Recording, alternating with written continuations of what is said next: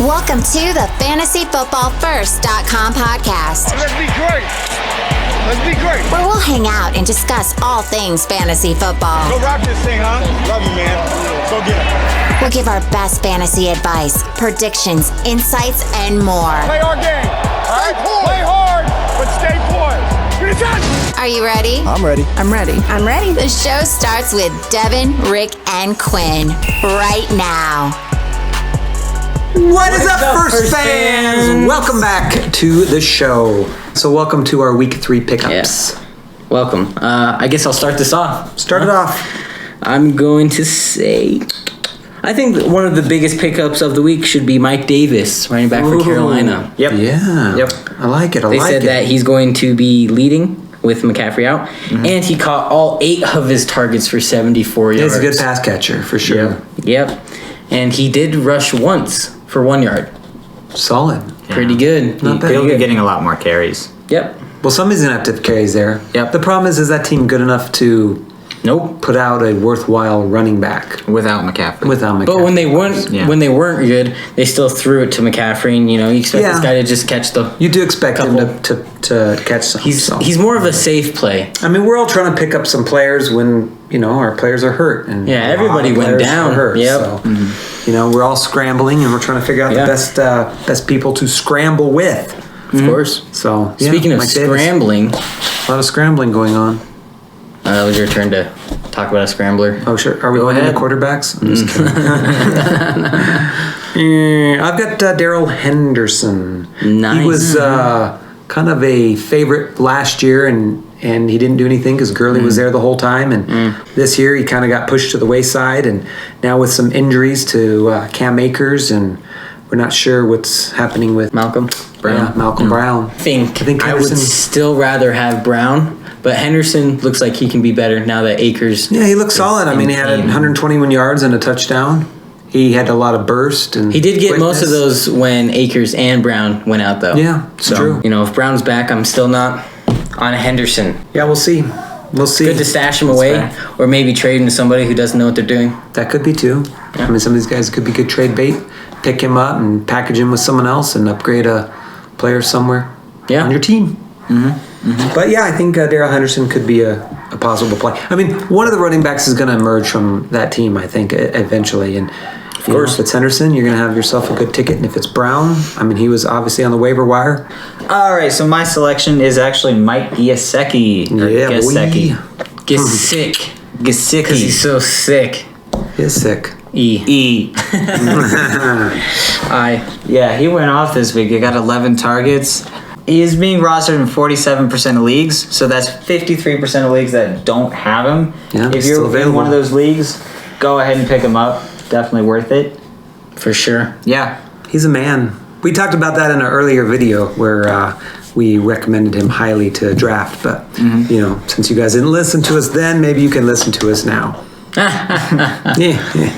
Anyway, my next pick is Dion Lewis, running back for the Giants. Juicy. I mean, you saw Barkley is a huge beast, but it's kind of hard to get something going against this team. Dion Lewis is new for this year, and he's got that pass-catching skill just like Barkley, so we'll see what he can do because there's no more Barkley. ACL tear. But my only fear is with this pickup, be cautious because their offensive line is trash. And even Barkley, the man, was there, Well, Dion Lewis was able to pick up 17 points. He was a big receiving back in New England. Yeah. So that's really good for those Barkley reception stats. He had some good games back then, too. I mean, he hasn't done much since then. But that was on Tennessee. I know. They just never used him or needed him or whatnot. But both. He's capable. So Yep. he's pretty quick and shifty and for sure. Catch, for sure. He caught a lot of balls with New England. Yep. So, yeah. Definite possibility. What's your guy? I've got, now we mentioned him last week too, but Russell Gage. If he's still out there, I mean, a lot of people didn't pick him up because, that first 1 week, wow. But now we've seen it for 2 weeks. We've seen that they're spreading the ball out. Plus, they've got some pretty good matchups here still coming up. And if you need a wide receiver, he's definitely one that you could pick up. He's had, I think he had 21 targets total. Yeah, 21 targets in 2 games. That's That's actually really good. That's pretty nice. 10.5 per game. Yeah. I think it's kind of crazy, but Atlanta Falcons, you could possibly play all 3 wide receivers. Yeah. That first week, if you played all 3 on your team, you won. That's crazy to think about. Well, it's obvious they have an offensive-minded team. Yeah. They're going to be in a lot of shootouts, and so if you're in need, he's still available in some leagues, so pick him up. Yep, for sure. All right. Anyone you want to add in, sir? Yeah. I'll go with Justin Herbert. Quarterback. Justin Herbert. He had a game over 300 yards. Only had 1 touchdown, though. But I do expect in the future him to have games where he has more than 1 touchdown. Of course. Obviously. He looked pretty good. Yeah, his accuracy was 66%. The only problem is, though, that they did say that Tyrod Taylor would play as soon as he's back. It could change, yes. but they said it. Yes. All right? So, something we have to... But he was great. We have to watch. Yeah. If he's a starter, I would definitely... I think it's going to depend on the defense they play, too, that week. Mm-hmm. Kansas City isn't known for a really strong defense. So if you're playing a defensive-minded team, I would probably bench him. If you're playing a team that isn't, then that's when I think he could go off.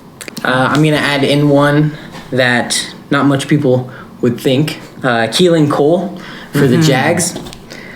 He got 15 points his first week and 17 points his second. So, add in guy because all of these injuries, add in a player who's going to play safe for you. You want 16 points to get in a game, and Keelan Cole's going to be that guy.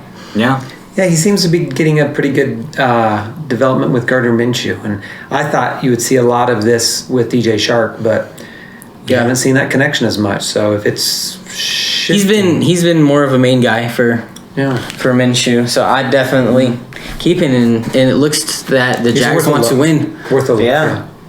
They want to win. Well, it's like Minshew wants to win. Yeah, Minshew wants to win. Yeah. I mean, all these guys are playing for contracts and playing. I mean, they're not just playing for whatever. They're playing for their own personal contracts. If they do well, even if they're not on that team, they'll get a contract on another team. So everybody's playing hard, trying to win. So and Jacksonville looks very team oriented, less talented than the other teams, but they're playing together and for each other. Maybe they got rid of some of these bad apples. I think it's really funny because, Gardner Minshew's doing good. He heads up to the coach, and coach is just slapping around and be like, hey, you're supposed to look bad, man. We need to get Trevor in here, man. We need to get Trevor Lawrence. Plus, did you see he's growing his hair longer, Minshew? It's kind of hanging down. Yeah. Maybe he's trying to grow it all the way down. In the mirror, he's like, I'll be Trevor Lawrence. Yeah, Trevor Lawrence is not needed here. Because I'm him. All right, enough fun. One more I want to add in is another tight end. Dalton Schultz. Yeah. Ooh, I actually had him on my list. Yep. The only problem here is there's so many mouths to feed. Yep. And 10 targets for Mr. Schultz. Yeah, he had himself a nice 88 game. yards and a touchdown. Yep. Yeah. I think he's a good tight end to get if your tight end is injured. A little backup here, bye week player to fill in. Yeah. Anyone else? Jordan Reed. Nice. Last player on my list is Jordan Reed. George Kittle is projected to come back next week. We don't know if they're gonna, sit him out another week or limit him next week to, get him a little bit of rest. With not many mouths to feed now that Samuel can come back anytime soon. Supposedly, he might be the next AJ Green where he just never comes back this year. That'd be pain to everybody.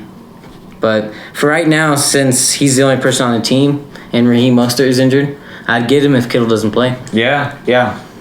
Even if he does play, he could end up doing well. Well, with not many mouths to feed, he's. I know. There's, they got to throw it to somebody. Yeah. So.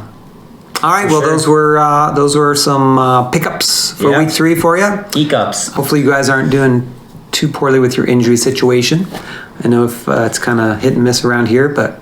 All right, fantasy football first, folks. Thanks for watching this video. If you like this video, leave a like. If you want to comment, ask us about a player that you think could be a possible pickup. Let us know. We'll tell you if we think that, he could do pretty good. He'd do pretty good. So that's all. If you want to subscribe, I'd be appreciated. We'd like that. And remember to finish first. Thank you for listening to the FantasyFootballFirst.com podcast. Jackson throws complete. Crabtree has it for a touchdown. We hope you enjoyed today's episode. Get more fantasy info and check us out at fantasyfootballfirst.com.